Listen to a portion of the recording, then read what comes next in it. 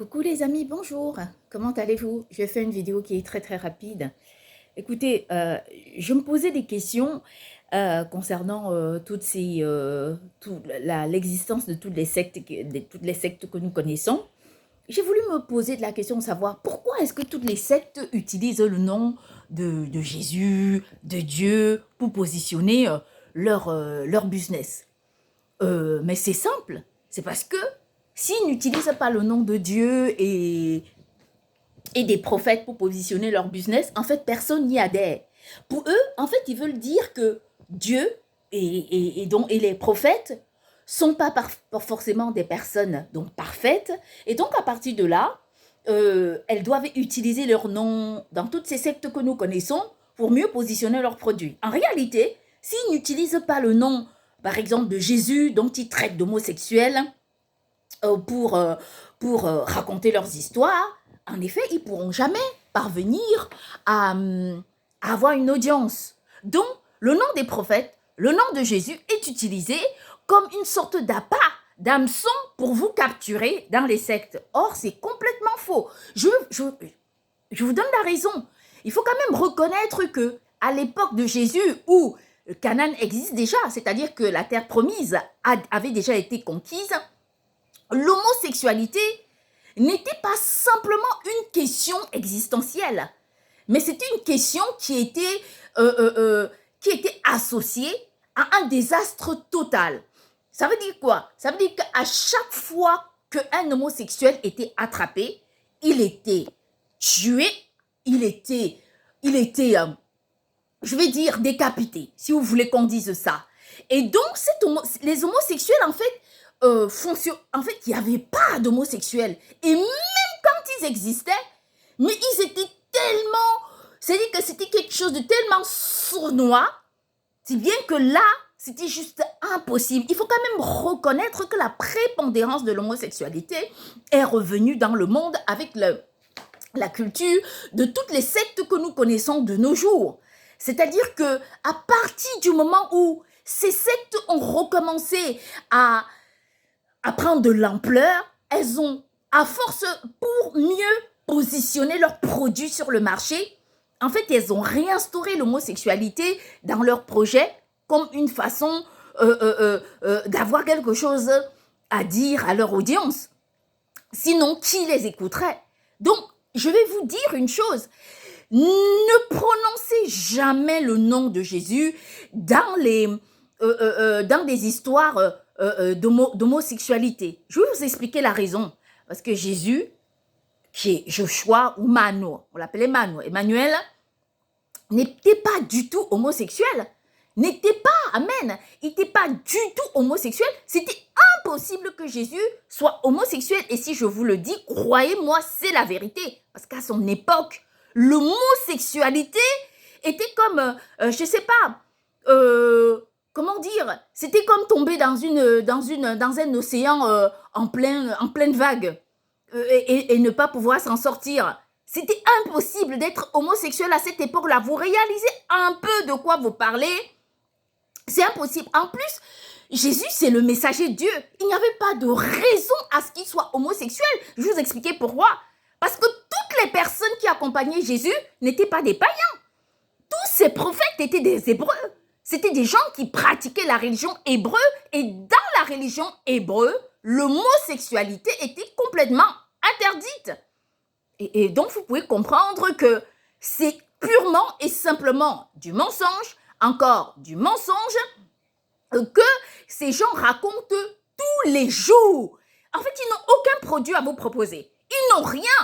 Et leur politique commerciale ne repose sur rien. On a beau leur enseigner comment monter une association qui réussit. En fait, ces personnes ne comprennent pas. Leur seul produit, c'est d'utiliser le nom des prophètes. Demandez-vous pourquoi ils utilisent le nom des prophètes. Demandez-vous pourquoi. Pourquoi ils ne croient pas en Dieu? Pour commencer, ils se prennent pour des païens. Ils ne croient pas en Dieu. Ça encore, c'est une chose. C'est leur choix. Mais demandez-vous pourquoi ils doivent tirer un seul enseignement de la Bible, alors qu'en réalité, ça devrait être un livre dont ils devraient rejeter. Vous voyez? Ce sont autant de questions que nous devons nous poser. Eh bien, je vais vous dire une chose. Cherchez Dieu. Ne soyez pas dans l'animosité. Ne croyez pas un seul mot de tout ce qu'il vous raconte sur les prophètes. Ces gens ne connaissent rien de la Bible. Ils ne comprennent rien de la Bible et ils ne comprendront jamais rien de la Bible. Je vais vous expliquer pourquoi. La Bible, c'est un grand mystère, un mystère de Dieu. Vous savez pourquoi? Parce que Dieu enseigne qui veut ce qu'il veut savoir, ce que Dieu veut. Vous pouvez lire la Bible pendant des années et ne pas comprendre. Et Dieu cache des mystères dans la Bible. Si vous voulez, vous pouvez lire n'importe comment, avec n'importe quel moyen. Utilisez toutes sortes de techniques pour lire la Bible. En effet, vous n'y parviendrez jamais, vous ne parviendrez jamais à comprendre. Ce n'est pas parce que c'est compliqué, mais c'est parce que Dieu est Dieu et qu'il donne quand il veut, il reprend quand il veut. Et Dieu est comme ça. Donc, moi, je vais vous dire la vérité. Je suis révoltée. Je suis révoltée quand j'entends ces païens utiliser le nom de Jésus pour raconter leurs conneries. C'est vraiment, vous voyez, ça prouve à quel point ces gens, en fait, ce sont des gens qui en effet, n'ont rien du tout à apporter au monde. Parce que si les gens doivent apporter quelque chose en disant « Ouais, on construit le monde. Ouais, le monde a fait ceci. Ouais, le monde a fait cela. » Vous croyez que ce sont des personnes qui voudront utiliser le nom des prophètes de Dieu qui sont là pour réparer les problèmes et non pas pour détruire le monde? Regardez un peu l'état du monde. Regardez l'état de vos familles. Regardez ce que vous vivez au quotidien. Regardez la vie que vous avez. On s'en rend compte aujourd'hui que la manipulation est entrée dans, dans le comportement des gens. Il faut manipuler tout le monde. Savoir manipuler les gens. Apprendre à les manipuler et les manipuler quoi qu'il en soit. Ça n'a pas de sens. Et ça n'aura jamais de sens. La preuve, quelqu'un peut nous expliquer la raison? Non, on ne peut pas nous dire. On ne peut pas nous donner la raison. On ne peut pas nous dire les raisons fondamentales. La seule chose, c'est que ces personnes, ce qui les arrange, c'est de vous diviser. Diviser vos familles. Regardez, comment est-ce que les gens peuvent croire qu'elles gèrent le monde avec l'état du monde aujourd'hui? On nous dit, croyez-nous. Telle personne nous dit, c'est à nous que vous devez croire. Telle autre personne. Mais comment est-ce qu'on peut croire à ça? Et la bonne question, c'est pourquoi est-ce qu'ils utilisent le nom de Jésus pour raconter leurs histoires? Ça, c'est la question. Et ça, si ces gens ne peuvent pas réussir à éradiquer tous ces comportements dans le monde entier, sincèrement, moi, je ne peux pas savoir. Je ne peux pas croire. Moi, j'ai envie de vraiment que ces personnes se reprennent et prennent un recul pour comprendre à quel point leurs histoires sont obsolètes et combien elles racontent n'importe quoi. Et c'est à partir de là que nous devons comprendre le message que Dieu nous envoie. C'est pas possible. C'est juste une question. Non, non, je suis subjuguée. Je suis subjuguée, énervée et encore énervée quand j'entends les gens raconter ça. Si vous allez chez les Rosicruciens, écoutez juste ce qu'ils racontent, ce sont les mêmes choses.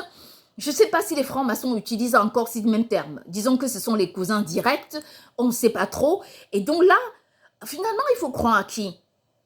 À qui est-ce qu'il faut croire dans ce monde? Vous voyez? Ça, c'est toute la question. Parce que de l'autre côté, les autres ne sont pas bons, ceux-là, ils ne sont pas bons, ceux-là, ils ne sont pas bons. Regardez l'état du monde. Désormais, dans le monde entier, tout le monde tourne le dos. Si vous entrez dans les magasins, ils ont renversé les fruits. Les fruits sont à l'envers. Les mannequins ont retourné le dos. Peut-être que c'est un message divin qui veut dire que ce monde, il va être retourné. Et j'espère qu'ils vont se reprendre et revoir la réalité en face. Bonne journée à tous.